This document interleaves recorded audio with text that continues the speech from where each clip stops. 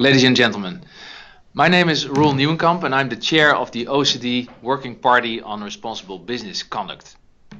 And it's a great pleasure to talk to you here in Budapest. Well, I'm actually now in India, and the next time I will definitely be in Hungary, but now I really have to work on leveling the global playing field for corporate responsibility. I will say a couple of words on the OECD guidelines and also go into some more detail on the national contact point system. Well, first of all, the OECD guidelines. They're 40 years old now, so they're sometimes called the grandmother of all corporate responsibility standards. And they are quite unique because they are the most comprehensive international standard on responsible business.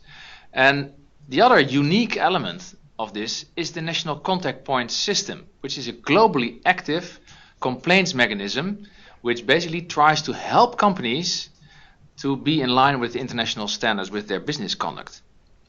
And in fact, even before the SDGs were decided in the UN, the OECD guidelines tries to encourage business to contribute to sustainable development. So this whole system is helping to realize the sustainable development goals. When it comes to the national contact points, I would say the glass is half full.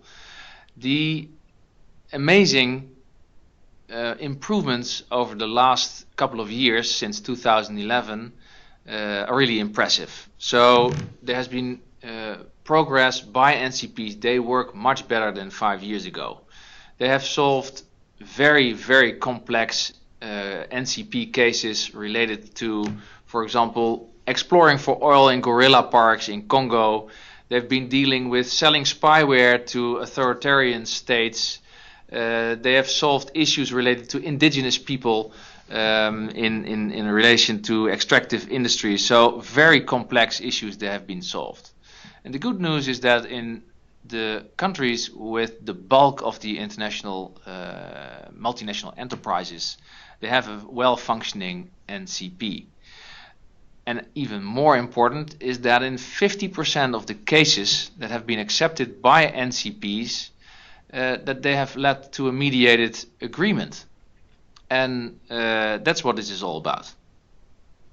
However, there's also a big challenge. There are some governments in the OECD and also some of the adherents that do not function that well. And one point in particular I'd like to make is that the national contact point can only work well, and the guidelines say so, if it has the confidence of the social partners, that means business and trade unions, and other stakeholders, that means NGOs. That's key.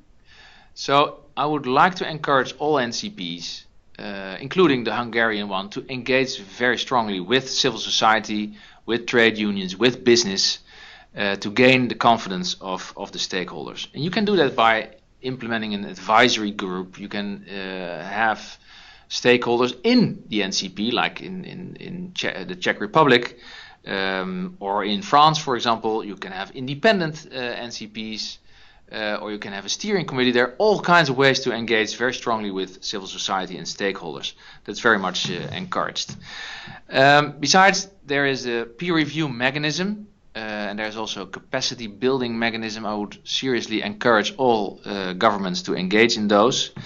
And if necessary, and if you feel you need some help, you can always call me, or even better, call Catherine from the OECD, who is dedicated to help NCPs to improve their work. And this work is important for the SDGs. Another important topic is policy coherence for corporate responsibility. That's a trend we see now more and more in governments, but also in parties outside of the government.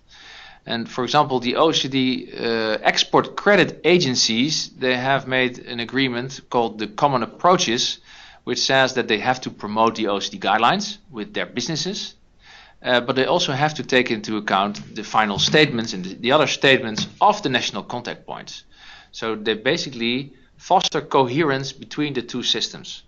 But other examples of policy coherence for responsible business are, for example, governments that have linked, for example, trade missions, going on a trade mission with a minister, to adherence to the guidelines by the companies. So basically, companies have to sign up to the guidelines or say that they know and act according to the guidelines before they can go on a trade mission with a minister. That's also policy coherence, because what minister wants to come on a trade mission to a country where there has been a very negative case against this company? So this is all policy coherence.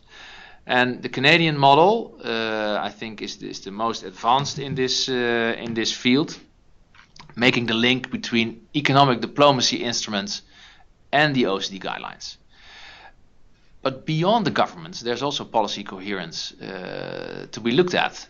For example, major investors in the world now pay a lot of attention to NCP cases. And actually, some major investors have, behind the scenes, helped solving these very complex cases. And that was the case, for example, in the Mylan case, which dealt with companies selling pharmaceuticals which were used for the death penalty. That has been solved by the Dutch NCP, but also other cases like the Vedanta case and the SOCO case, which had a huge role for investors via NCP cases in the UK.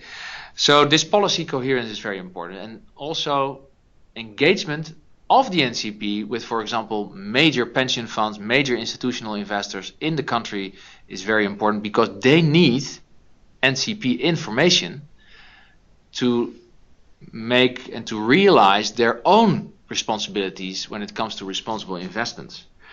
So with that, I would like to conclude. So this is definitely an international standard that cannot be considered anymore as something optional. This is a morally compelling case. Of course, there's also a lot to say about the business case, because more and more research is pointing to that basically responsible business is also better business, even more profitable business. So these two cases make a strong point for the OECD guidelines. And the other major point I'd like to make is that the NCP system is crucial to realize the Sustainable Development Goals. And with that, I would like to wish you a very fruitful conference. Thanks very much.